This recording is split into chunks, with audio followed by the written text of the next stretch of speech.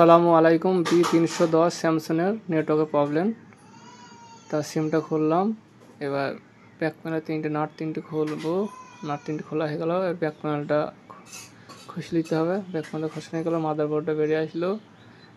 এই ক্রিস্টালটা হালকা করে পেঁচ দিয়ে দিলাম।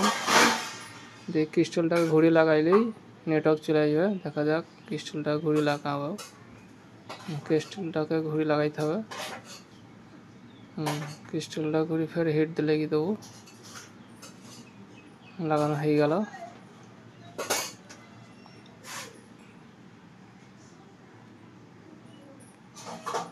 এবার জায়গাটাকে থেনাতে ধুয়ে নেবো, সুন্দর করে পরিষ্কার করে নিলাম। ফের ফিটিং করব। ফিটিং হয়ে গেল। ব্যাক প্যানেলটা লেগে নিলাম, সিমটা লেগে নিলাম, ব্যাটারিটা লেগে নিলাম। অন হয়ে গেছে।